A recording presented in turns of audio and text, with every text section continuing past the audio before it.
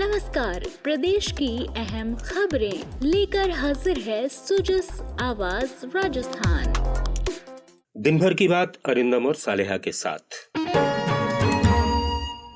तो मूर्ति लगने का मायने भी होते हैं, चाहे वो शहीद की मूर्ति लगो, चाहे महापुरुषों की लगो, चाहे जल्दी ही ऐसे समाज सेवा करने वाले को लगे हो। आने वाली पीढ़ी है, नौजवान भी देखे मूर्ति किसकी लगी है, क्यों लगाई गई है, क्या योगदान टाइम का समाज के लिए। तो नौजवान पीढ़ी भी प्रेरणा लेती है, शिक्षा लेती है, समझती है, समझने का प्रयास करती है, मुझे भी कुछ करके दिखाना चाहिए। ये भाव जो बनते हैं ये हमारे प्रदेश को, समाज को, देश को मजबूती प्रदान करते हैं। पूरा देश इस बात को मानता है कि राजस्थान वो धरती है जहाँ के हर परिवार के अंदर इस प्रकार से जज्बा है देश प्रेम का, देश की सीमाओं की रक्षा करने का।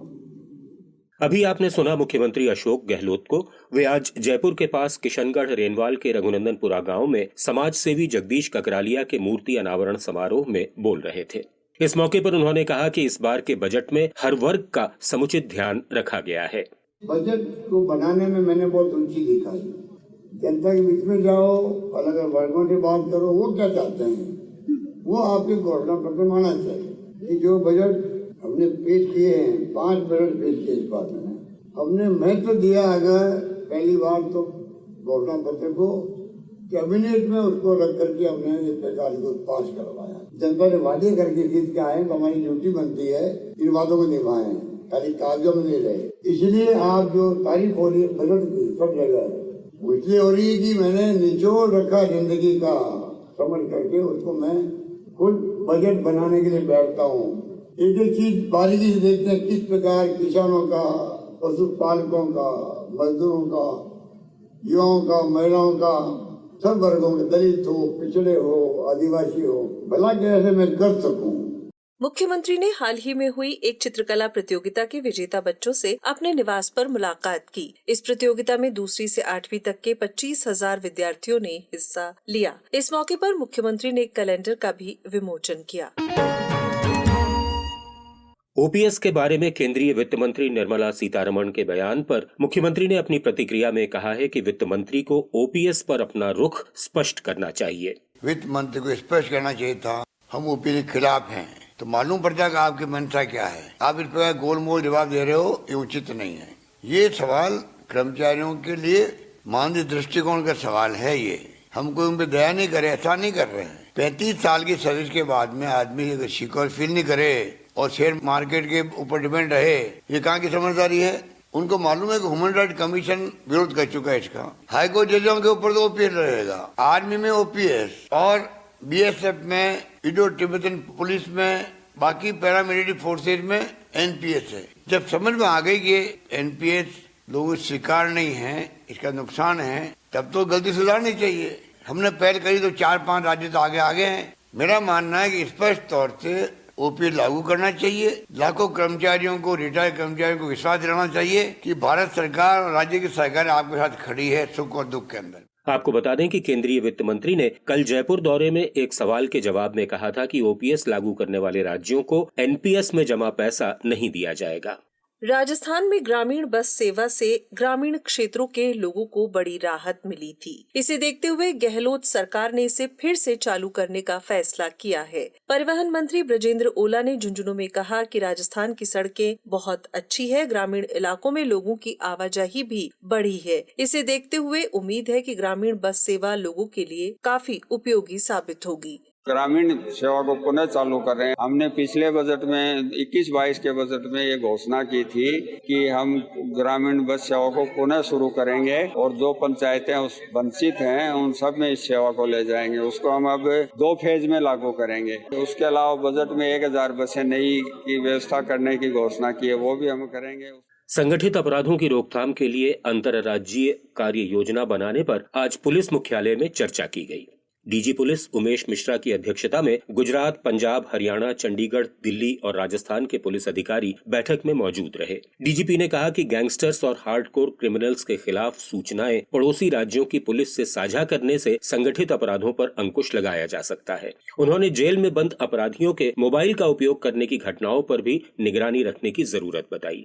जो गैंग्स सक्रिय हैं, जो फायरिंग इंसिडेंट्स में शामिल हैं, एक्सटॉर्शन कॉल्स में शामिल हैं, उन पे कैसे प्रभावी नकेल कसा जा सके, इस बारे में बहुत सार्थक वार्ता हुई।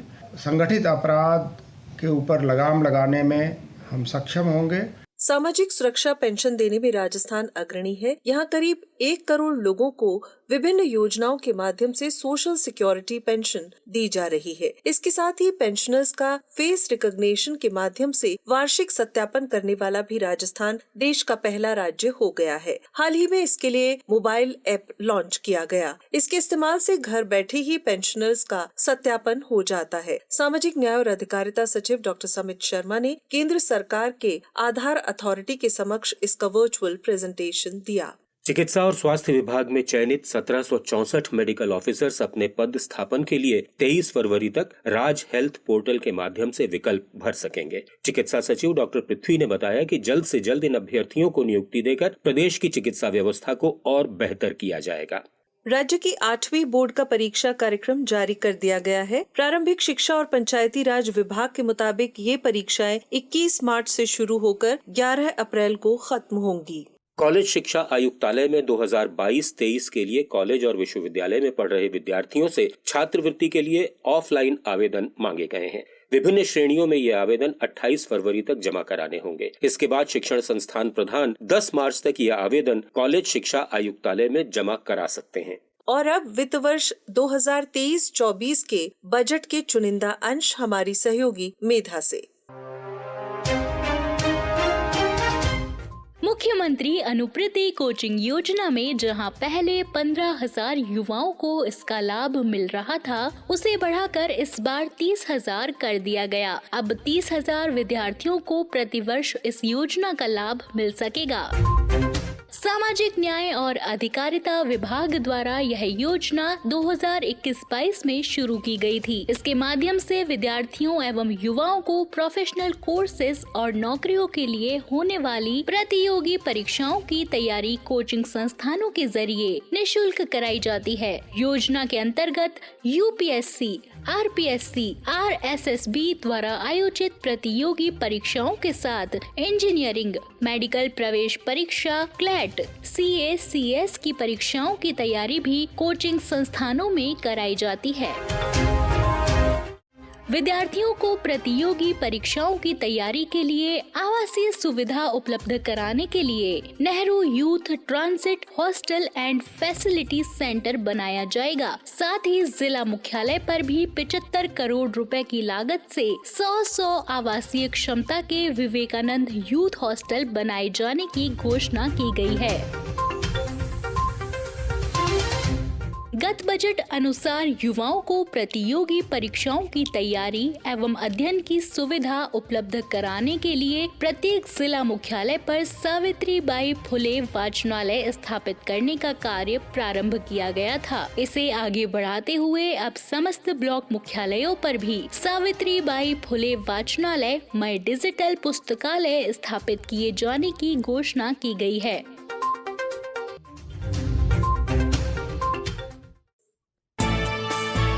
अब सुनिए जिलों का राउंड अप।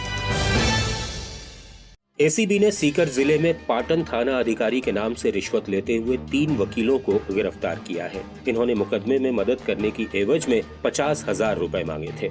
बूंदी जिले में सड़क हादसों की रोकथाम के लिए सड़क सुरक्षा क्लब बनाए जाएंगे। जिला कलेक्टर डॉक्टर रविंद्र गोस्वामी ने सड़क सुरक्षा संबंधी बैठक में कहा कि इन क्लबों के जरिए लोगों को यातायात नियमों की पालना के लिए सचेत किया जाएगा। उधर अजमेर जिले से गुजरने वाले हाईवेज पर ओवर स्पीड से वाहन चलाने वालों के लाइसेंस जब्त किए जाएंगे। जिला कलेक्टर अंशदीप ने दुर्घटना संभावित क्षेत्रों को चिन्हित कर सतर्कता बरतने के निर्देश दिए। दुनिया भर में मशहूर ब्रज क्षेत्र का होली महोत्सव 1 से 3 मार्च तक मनाया जाएगा। मुख्य आयोजन डीग, कामा और भरतपुर में होंगे। रासलीला और राधा कृष्ण की कहानियां अपने अनूठे नृत्यमय अंदाज में प्रस्तुत की जाएंगी। बरसाना अंचल में लठमार होली की तैयारियां भी जोरों पर हैं। नमस्कार।